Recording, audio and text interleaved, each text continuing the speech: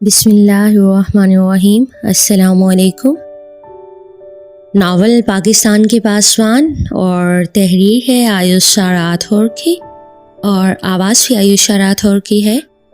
अगर आपको गुज़श्ता इक़्तिसाद पसंद आई हो तो काइंडली अपना फ़ीडबैक ज़रूर दीजिएगा। और आज हम 7वें एपिसोड के साथ हाजिर हैं। वो अपने दोनों हाथों को देखे जा रही थी, ना जाने उसकी तकदीर में, उसके हाथ की लकीरों में क्या लिखा था। अचानक उसे अपनी माँ के कहे फ़िक्रे याद आए। अकेली औरत कभी भी ज़िंदगी बसर नहीं कर सकती। बेटा, ये दुनिया भेड़ियों से भरी पड़ी है। हर दम शिकारी शिकार करने को तैयार रहते हैं। जहाँ मौका मिला वहीं शिकार। न जाने कितनी बेटियों की, कितने बच्चों की इज्जतें रात के अंधेरों में उतार ली जाती हैं। इसीलिए तो हमारा दीन इस्लाम हमें हुक्म देता है मर्द और औरत को एक पाकीज़ा रिश्ते में मंसूब करने का। जानती हो बेटा, ये जो आज़ादी के नाम पर मुख्तलिफ इंसानी हकूक़ के इदारे और NGOs तुम्हें औरत मार्च में ये मार्च करती हुई खुद से बेपरवाह औरतें नज़र आती हैं। ये जो खुद को लिबरल जाहिर करते हैं, हकूक़ ना मिलने का रोना रोती हैं।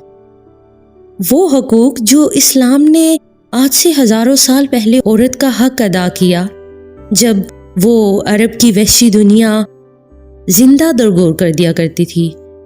जब इस्लाम ने उस जहालत के दौर में आके रोशनी फैलाई, औरतों को हकूक़ दिए, तो ये किस हकूक़ की बात करती हैं बेटा? ये औरतें ही आज की लिबरल नुमा टोला है। ये मर्द की बराबरी की ख्वाहां हैं। दर हकीकत जानती हो, ये ना आकबत अंदेश, अक्लो शऊर रखते हुए भी अक्ल से महरूम औरतें हैं बेटा। न जाने कितने घर ऐसी सोच के हामिल औरतों से बर्बाद हुए हैं और कितने ही बच्चे वालिदैन की तवज्जो ढूंढते ढूंढते जिंदगी से हाथ धो बैठते हैं। याद रखना बेटा, औरत का असल साहिबान उसका मर्द होता है।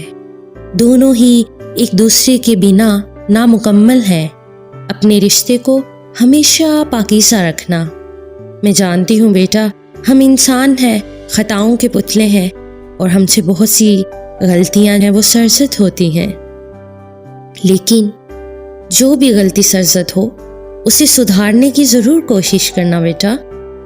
और जब तुम शादी के बाद अपने पिया घर सुधार जाओ तो सिर्फ और सिर्फ उस बंदे की होके रहना। अपने रिश्ते को हमेशा पाकीज़ा रखना और अपने शोहर की इज्जत ना कि सिर्फ करना बल्कि दूसरों से करवाना भी एक समझदार औरत की निशानी है। बेटा, मर्द बहुत मजबूत असाब के हामिल होता है। चाहे वो बाप हो, वो बेटा हो, वो भाई हो, वो शोहर हो, वो एक ही टाइम में बहुत कुछ फेस कर रहा होता है। लेकिन बाज़ औक़ात वो अपने गम, अपने दर्द, अपने अपनों की खुशी के लिए उन पे वार देता है। अपने सीने में छुपाए लबों पर खुशी की मोहर सजाए सारा दिन काम में जुटा रहता है। और एक अच्छी औरत वही होती है जो अपने मर्द के दुख, दर्द, गम अपने वजूद में समेट ले और ख़ुद को अपने एक औरत खुद को अपने शोहर की अमानत समझे। जब औरत में ये सब चीज़ें पाई जाए ना, तो वो बहुत हसीन ना भी हो बेटा, तो भी हमेशा के लिए मर्द के दिल में घर कर जाती है। ये मेरी आखिरी नसीहत समझ लो।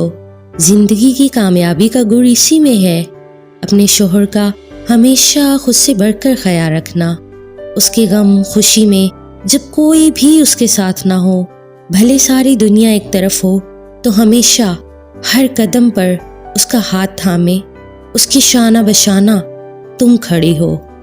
जानती हो ना, एक औरत हमेशा अपनी समझदारी से घर को जन्नत बनाती है और अपनी नाआकबत अंदेशी से घर को जहन्नुम भी बना देती है।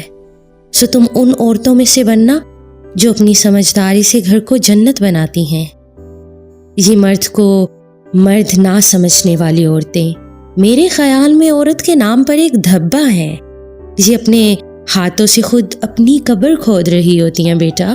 پھر ایک ایسا ٹائم بھی آتا ہے کہ ایسی عورتیں تنے تنہا اکیلی رہ جاتی ہیں اور اللہ کے غضب کا نشانہ بنتی ہیں۔ اور تم جانتی ہو، میں نے ایسی عورتوں کو ہمیشہ پاگل خانوں میں دیکھا ہے۔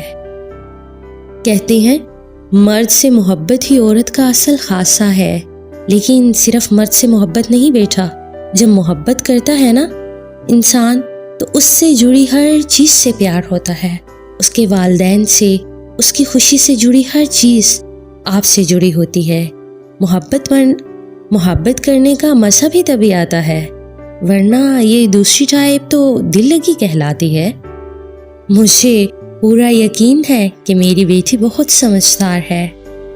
وہ ماما کی باتیں سوچ کر مسکرا دی اور پھر خاموشی سے اپنا ہاتھ ابراہیم صاحب کے ہاتھ پر رکھ دیا، جیسے وہ انہیں تسلی دے رہی ہو، اور ابراہیم کو اس کی اس حرکت پر بے پناہ خوشی ہوئی، کیونکہ ان کی بیٹی نے ان کا مان رکھا تھا۔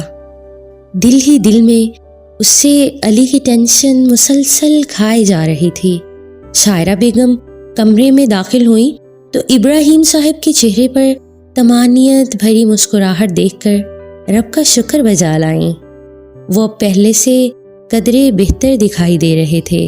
شاعرہ بیگم اور علی نے جلدی میں خود ہی نکاح کی ساری تیاریاں مکمل کی تھیں۔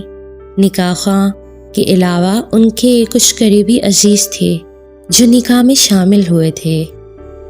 اتنا ٹائم نہیں تھا کہ علی ظفیر اور معارش کو بھی بتا سکتا۔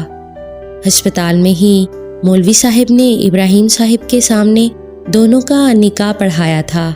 ایرا کی طرف سے بھی ابراہیم صاحب اور ان کے کچھ عزیز گواہ تھے۔ کیا آپ کو کیپٹن علی احمد تغلق والد ابراہیم تغلق سے نکاح قبول ہے؟ یہ الفاظ دوسری بار اس کے کانوں سے ٹکرائے تو وہ چونکی۔ اچانک نگاہ علی کے سبھی چہرے پر پڑی تو ایک انجانے سے احساس نے اسے گھیر لیا تھا۔ وہ ایک دم سے نگاہیں چرا گئی۔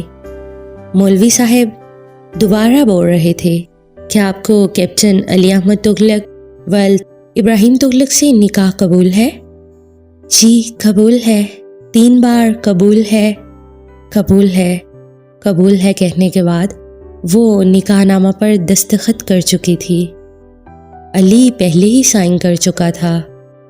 یوں ہسپتال کے اس چھوٹے سے کمرے میں بہت سادگی کے ساتھ دونوں ایک دوسرے کے ساتھ زندگی بھر کے لیے منسوب ہو چکے تھے۔ نکاح کے 2 بول دونوں کو معتبر کر گئے تھے۔ امید کرتی ہوں کہ آپ کو یہ ایپیسوڈ ضرور پسند آئی ہوگی۔ اگر پسند آئے تو اپنا فیڈ بیک ضرور دیجیے گا، اپنی قیمتی آراء سے آغاز ضرور کیجیے گا۔ اپنا اور اپنوں کا ڈھیر سارا خیال رکھیے۔ اللہ آپ سب کا حامی و ناصر ہو۔ فی امان اللہ۔